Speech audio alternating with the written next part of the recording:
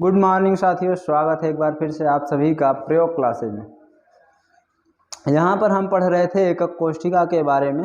Last class में हम लोगों ने पढ़ा था कि एकक कोष्ठिका कितने प्रकार के होते हैं। वहाँ पर देखें हम लोग कि 6 प्रकार की एकक कोष्ठिका हो सकती है। उन्हीं एकक कोष्ठिकाओं को और कितने भागों में बांट सकते हैं अवयवी कणों के आधार पर, उसको हमको इस लेक्चर में कवर करना है। किसके आधार पर? अवयवी कणों के आधार पर। मतलब एकक कोष्ठिका में परमाणु कहाँ कहाँ पर उपस्थित हैं, इसके आधार पर हम एकक कोष्ठिका को कई भागों में बांटते हैं। उस आधार पे हमको पढ़ना है। तो हेडिंग डाल दो एकक कोष्ठिका के प्रकार।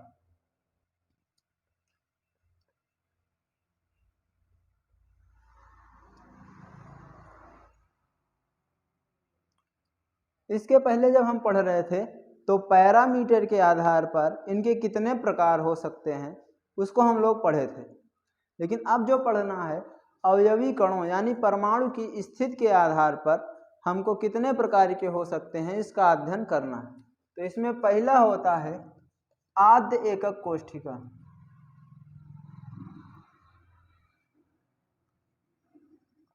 आद्य एकक कोष्ठिका या इसको बोलते हैं primitive unit cell. Primitive unit cell आद्य एकक कोष्ठिका किसे कहते हैं? ऐसी एकक कोष्ठिका जिसके सिर्फ कोनों पर परमाणु उपस्थित हो। ऐसी एकक कोष्ठिका जिसके सिर्फ कोनों पर परमाणु उपस्थित हो उसको हम आद्य एकक कोष्ठिका कहते हैं। जैसे हमारे पास एक क्यूब है,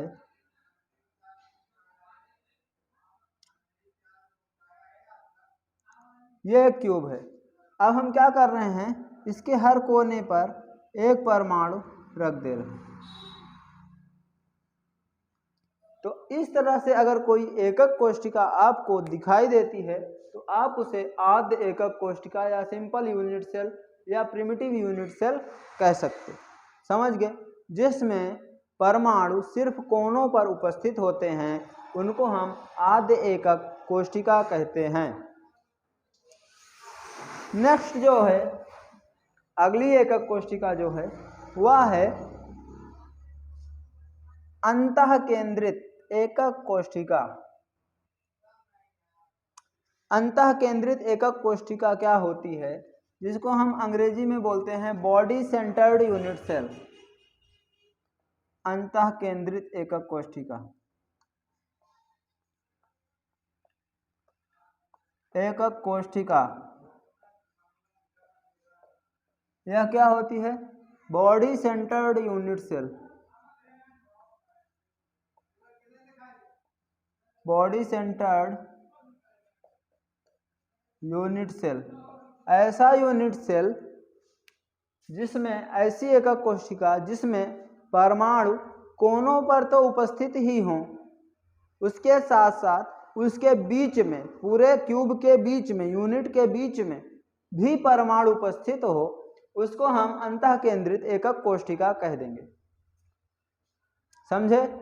जैसे ये कमरा है, इसके हर कोने पर एक बड़ी बड़ी बॉल रख दो, उसके बाद एक बहुत बड़ी सी बॉल उसके बीच में भी रख दो, कमरे के एकदम बीचों बीच में। तो ऐसी जो एकक कोष्ठिका बनेगी उसको हम कह देंगे अंतःकेंद्रित एकक कोष्ठिका। चित्र से ज्यादा अच्छा समझ में आएगा। देख लेते हैं एक बार कैसे बने।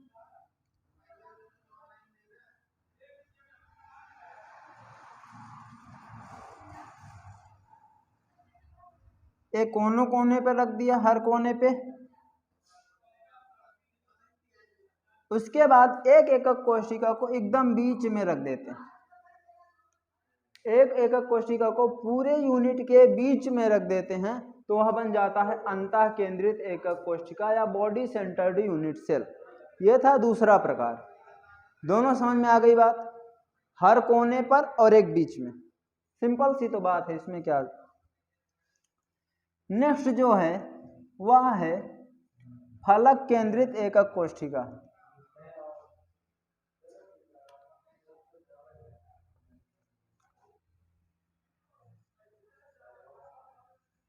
फलक केंद्रित एकक कोशिका।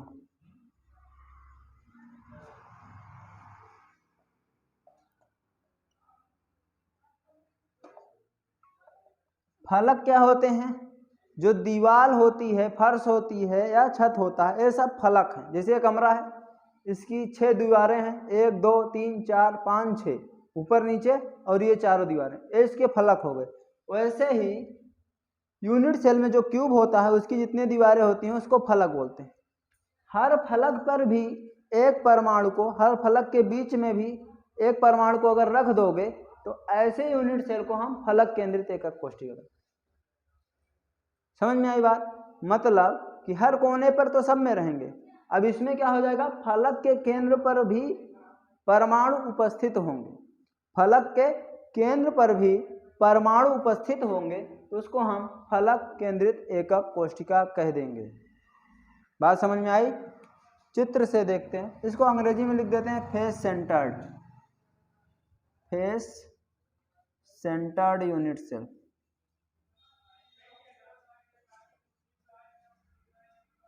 फेस सेंटर्ड यूनिट सेल चित्र से अच्छे से समझते हैं थोड़ा सा।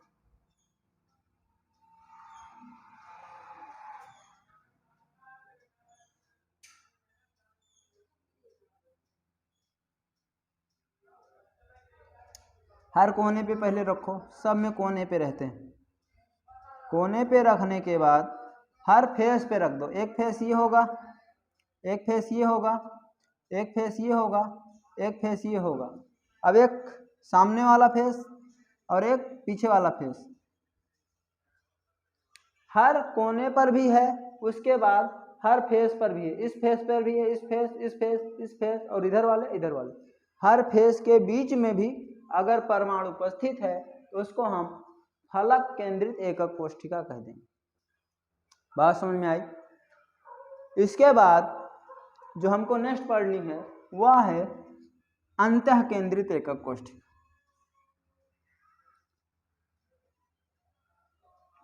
तीसरा है, तीसरा क्या चौथा हो जाएगा ना, अंतः केंद्रित एकक कोशिका।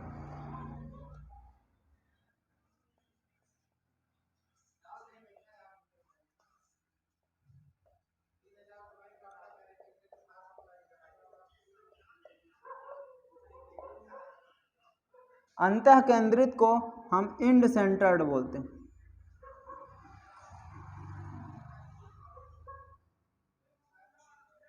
इंड सेंटर्ड यूनिट सेल, अंतः केंद्रित एकक कोशिका। अंतः केंद्रित का मतलब क्या हुआ? हर कोने पर भी परमाणु होगा, हर कोने पर परमाणु हुआ, उसके बाद दो विपरीत फलक पर एक एक परमाणु आ जाए। कोने पे रख दिए, उसके बाद कोई दो विपरीत फलक ले लो, चाहे छत जमीन ले लो या इधर इधर वाला ले लो या इधर इधर वाला, किसी पर, किसी दोनों पर बीच में एक एक परमाणु रख दो तो अंतः केंद्रित एकक कोशिका बनी। ये बात समझ में आई? हर कोने पे और दो विपरीत फलक पर। चित्र से समझते हैं।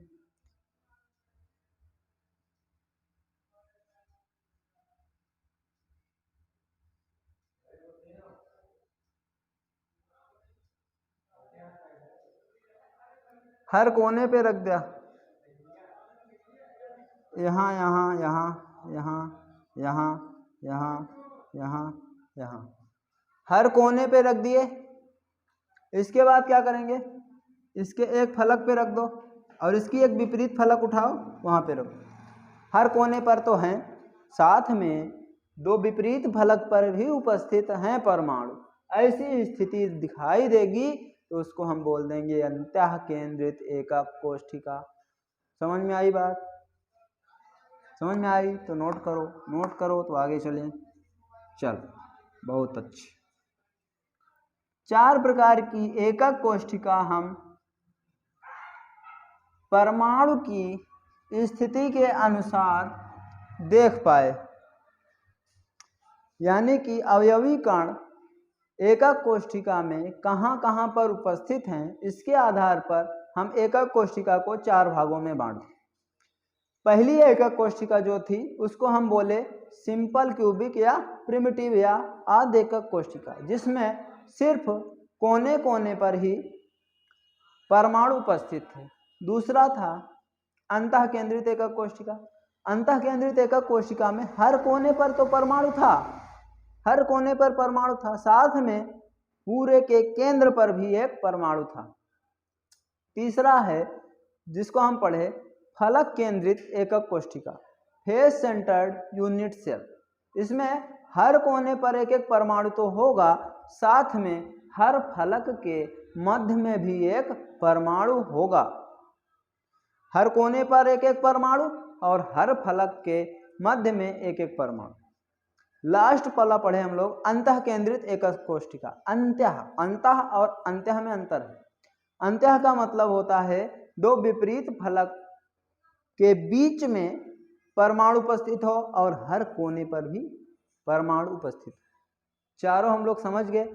अब ये जो चार प्रकार के यूनिट सेल हैं, इसके पहले जो हम यूनिट सेल पढ़े थे वो होंगी, जैसे हम लोग पढ़े थे एक यूनिट सेल, पहली क्या पढ़े थे, simple cubic unit cell. Cubic unit cell घनीय एकक कोशिका।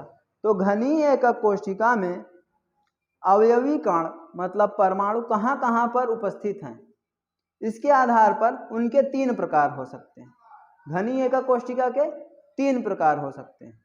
ऐसे हेक्सागोनल है तो उसके भी कुछ प्रकार हो सकते हैं। तो एकक कोशिका कितने प्रकार की संभव हैं, एक एक एकक कोशिका कितने कितने प्रकार की बन सकती हैं अवयवी कणों के अरेंजमेंट के आधार पे, उसको हमको पढ़ना है। तो एकक कोशिका के कितने प्रकार हो सकते हैं एक में देखते हैं। पहला हम लोग जो पढ़े थे वह पढ़े थे घनीय एकक कोशिका या cubic unit cell. Cubic unit cell या घनीय एकक कोशिका आराम से पढ़ना है, ये चैप्टर में ये याद रखना जरूरी है। इसका रीजन क्या है, क्योंकि यहाँ से डायरेक्ट क्वेश्चन उठते हैं और बहुविकल्पी के रूप में तुम्हारे पेपर में आ जाते हैं, हमेशा आते हैं। सिर्फ यही नहीं आएंगे, अगर आप कोई भी इंट्रेंस एग्जाम दोगे या कॉम्पिटिटिव एग्जाम दोगे तो वहाँ पे भी डायरेक्ट क्वेश्चन आएंगे और गारंटी है कि इसी क्लास में तुमको ये यहाँ पे याद हो जाएगा। बहुत आसान है। देखते हैं घनीय एकक कोशिका।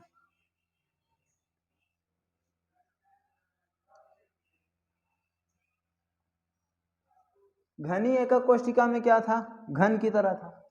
घन की तरह मतलब ए के बराबर बी के बराबर सी, अल्फा बराबर बीटा बराबर गामा बराबर 90 डिग्री।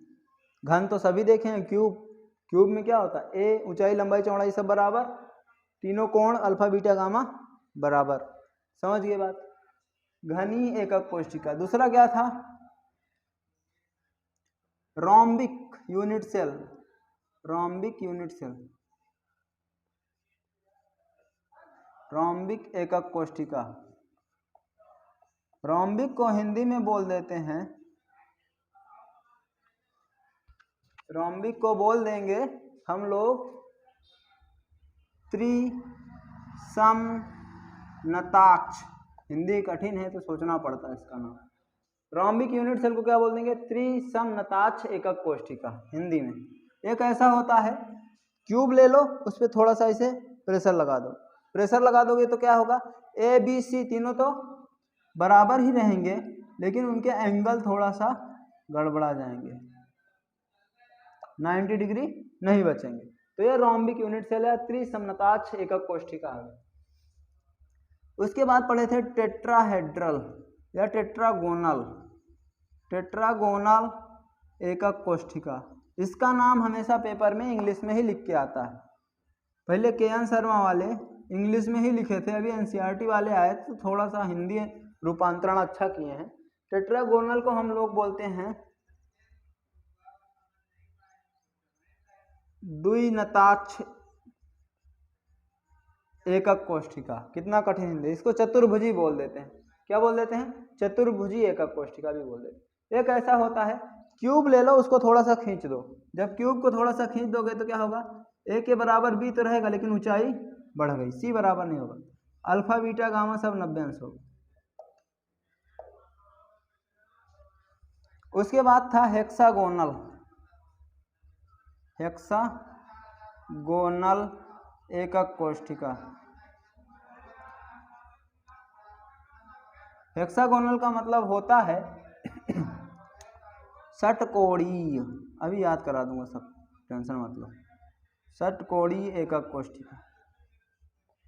हेक्सागोनल बनाया था ना पिछली क्लास में, जो लेक्चर नहीं देखा है वो देख के आएगा तो उसको ज़्यादा समझ में आएगा। ये इतने प्रकार की एकक कोष्ठिका है, इसमें अवयवी कणों के आधार पर इनके और प्रकार हो सकते हैं। षटकोणीय एकक कोष्ठिका कैसे बनाया था? ऐसे थी, ऐसे ऐसे ऐसे, इसको मिला दो। यहाँ पे क्या होता है कि ए बी दोनों बराबर होते हैं, लेकिन ये सी जो है थोड़ा ज़्यादा हो जाता है। मतलब ए के बराबर बी होते हैं लेकिन सी थोड़ा सा ज़्यादा हो जाता है। अल्फा बराबर बीटा बराबर 90 डिग्री रहता है। कौन वाला? ये वाला एंगल और ये वाला एंगल। ये वाला जो एंगल होता है ये 120 हो जाता है, गामा 120 डिग्री। समझ गए? ये दो एंगल तो बराबर है 90 डिग्री। यहाँ पे देखो ये दो 90 डिग्री है, लेकिन ये वाला थोड़ा सा बढ़ गया है, 120 हो गया है। हेक्सागोनल षटकोणीय एकक कोष्ठिका। उसके बाद था आर्थोरोम्बिक। आर्थोरोम्बिक यूनिट सेल। आर्थोरोम्बिक को क्या बोल देते हैं? हम बोलते हैं विषम लंबाक्ष।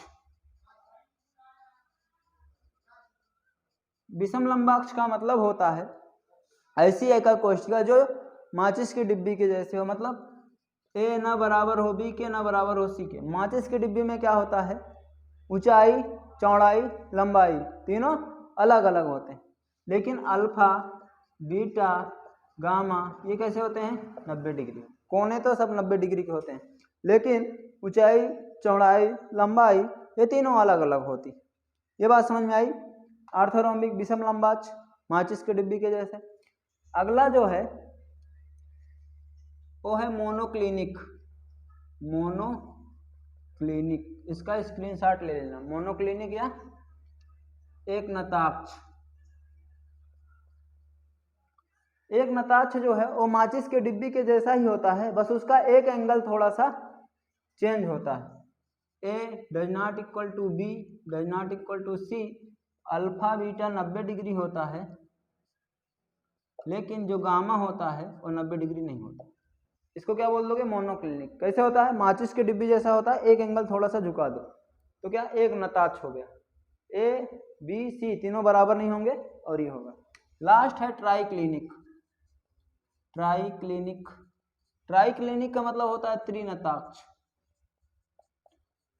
त्रिनताक्ष का मतलब है जिसमें कुछ भी बराबर ना हो, ना ए के बराबर बी हो, ना बी के बराबर सी हो, अल्फा ना बराबर हो बीटा के, ना बराबर हो गामा के, ना बराबर हो 90। ये इतनी प्रकार की यूनिट सेल हम लोग पढ़े थे, 6 प्रकार की। 1 2 3 4 5 6 7, गिनती लिख रहा है कि कुछ और कर रहा है। 1 2 3 4 5 6 7, 7 प्रकार की यूनिट सेल पढ़े थे और 7 ब्रेवियस लैटिस पढ़े थे। अब ये जो यूनिट सेल है, ये यूनिट सेल 3 प्रकार की हो सकती है, घन वाली 3 प्रकार की हो सकती है। कैसे? अवयवी कणों की मतलब परमाणु की स्थिति कहाँ कहाँ पर है। अगर सिर्फ कोने पे है तो प्रिमिटिव हो जाएगी, अगर कोने के साथ साथ फलक पर भी है तो फलक केंद्रित हो जाएगी। ऐसे ये 3 प्रकार की संभव है। इसको कैसे हम लिखते हैं? 312 1421। मतलब इसमें 3 प्रकार का संभव है, इसमें 1 प्रकार का संभव है, इसमें 2 प्रकार का संभव है, इसमें 1 प्रकार का, इसमें 4, इसमें 2, इसमें 1। ये याद रखना, CRTHOMT क्रम याद रखना। CRTHOMT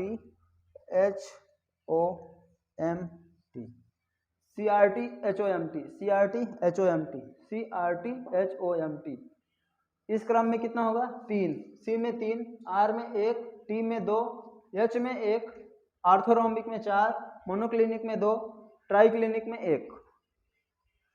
एक क्रम याद रखना है। ये तो तुमको पता है, इसको बता दोगे, लेकिन एक क्रम याद रहेगा। CRTHOMT तो 312 1421, इसके आधार पे बता दोगे इसमें कितना होगा। एक था प्रिमिटिव, एक था बॉडी सेंटर्ड, एक था फेस सेंटर्ड, एक था इंड सेंटर्ड, 4 थे। अगर इसमें 3 है तो पहले वाला 3 ले लो, पी बी एफ, मतलब प्रिमिटिव, बॉडी सेंटर्ड और फेस सेंटर्ड, मतलब आद्य, अंतः केंद्रित, फलक केंद्रित, ये 3 प्रकार हो जाएंगे। इसमें जो है 1 है तो 1 ले लो पी, इसमें 2 है तो 2 ले लो पी और बी, इसमें 6 है, 1 है, 6 कहाँ, 1 है तो पी, इसमें 4 है तो पी बी एफ कामा ई, उसके बाद इसमें कितना है 2, एक बार पी भी लिए हो तो एक बार पी और ई ले लेना, इसको याद रखना, पी भी लिए फिर पी ई ले लिए, ठीक, लास्ट में 1 है तो पी। ये बात यहां तक समझ में आई। इस एकक कोशिका के 3 प्रकार हो सकते हैं, एक आद्य एकक कोशिका बन जाए, या तो बॉडी सेंटर बन जाए, या तो फलक केंद्रित बन जाए, 3 प्रकार की हो सकती है। लेकिन जो रोम्बिक त्रिसमनताक्ष है वो सिर्फ एक प्रकार की होती है, कौन सी, आद्य एकक कोशिका, मतलब त्रिसमनताक्ष एकक कोशिका उठाओगे तो उसके कोने पर ही परमाणु मिलेंगे और कहीं पर नहीं मिलेंगे। ये बात समझ में आए,